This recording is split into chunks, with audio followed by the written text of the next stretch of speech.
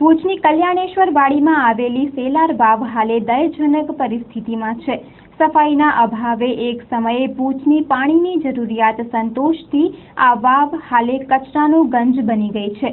જોઈએ આ વિશેષ અહેવાલ। વર્લ્ડ હેરિટેજ ડે આપણે ઉજવ્યો,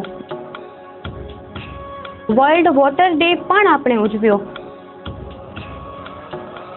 પણ તેને સંલગ્ન આપણી આસપાસની પાયાની બાબતો અંગે આપણે અજાણ હોઈએ તેવું ચિત્ર સામે આવી રહ્યું છે। આજે વાત કરવી છે કચ્છના જળસ્ત્રોત પૈકીના એક સેલાર વાવની। કલ્યાણેશ્વર મહાદેવ મંદિરની સામે આવેલ સેલાર વાવ જે ભૂતકાળમાં ફૂલવાડી તરીકે ઓળખાતી હતી, અહીં થતા ફૂલો કલ્યાણેશ્વરને ચડાવવામાં આવતા હતા। અહીં થતા રંગબેરંગી ફૂલો બેનમૂન હતા, ત્યારે આ વાવની હાલત હાલે બદતર છે। પાણીના ઉત્તમ સ્ત્રોત ગણાતી આ વાવ હાલે કચરાઘર જેવી બની ગઈ છે। અહીં આસપાસની ઇમારતોએ દબાણ કર્યું છે તો એક સ્મારક તરીકે તેની સાફ સફાઈની દરકાર પણ પુરાતત્વ વિભાગ કે સુધરાઈ દ્વારા કરવામાં નથી આવતી। દરમિયાન આ વાવ અંગે ભુજના જાણીતા ઇતિહાસવિદ પ્રમોદભાઈ જેઠીએ જણાવ્યું હતું કે આ વાવ ખૂબ જ મહત્વની છે। ખાસ કરીને પ્રાચીન વાવ પૈકીની આ વાવનો જો ખ્યાલ રાખવામાં આવે તો કચ્છનો ઇતિહાસ સાચવી શકાય તેમ છે। ભુજની અંદર 17મી સદીમાં કલ્યાણસિંહ ઝાલા એ હતા અને એમના વખતમાં આ કલ્યાણેશ્વરનું મંદિર બંધાણું છે।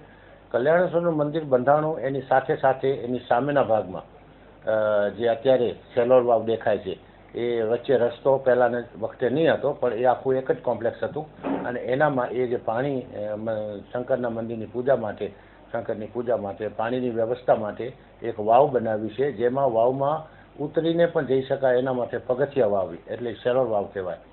કચ્છની અંદર જોવા મળતી સેલોર વાવમાં આ એક સેલોર વાવ બહુ અલભ્ય વસ્તુ છે। એનામાં જો કે કોતરકામ કે એવું કંઈ નથી અંદર જોવા મળતું, પણ તેમ છતાં એક વખતની રીત સિસ્ટમ એટલે કે જે જોવાની કે પાણી માટે સેલોર વાવ હોય એવી આજના જમાનામાં લોકોને જોવાની એક નવી વસ્તુ થશે કે એવી વાવ પણ જોવા નથી મળતી। એમાંની 17મી સદી એટલે જૂનામાં જૂની એક સેલોર વાવ છે, એની હાલત છે એ બહુ ખરાબ હાલત છે।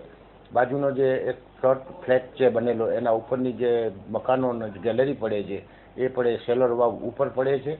ઉપરથી એ લોકો કચરો નાખે છે અને કચરો બધો એ સેલોર વાવમાં પડે છે।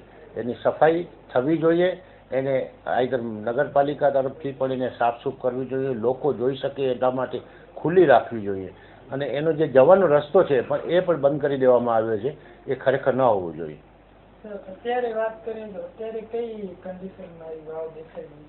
આજે ભુજની અંદર સેલોર વાવ જોવા માટે બીજી કોઈ સેલોર વાવ છે જ નહીં અત્યારે જોવા માટે। એક રામકુંડ આપણે જોઈ શકીએ સેલોર વાવ જેવો છે, પરંતુ જે સેલોર વાવ સિસ્ટમ છે કે જે વાવની અંદર પાણી જો ઓછું થાય તો લોકો પગથિયેથી ઉતરી અને પણ પાણી કરી શકે। વટે માર્ગો પાસે કોઈ જાતનું સાધન ના હોય તો પણ એ પગથિયેથી ઉતરી અને સેલોર વાવમાંથી પાણી ભરી શકે, એટલા માટે એમાં પગથિયા કરવામાં આવતા હતા।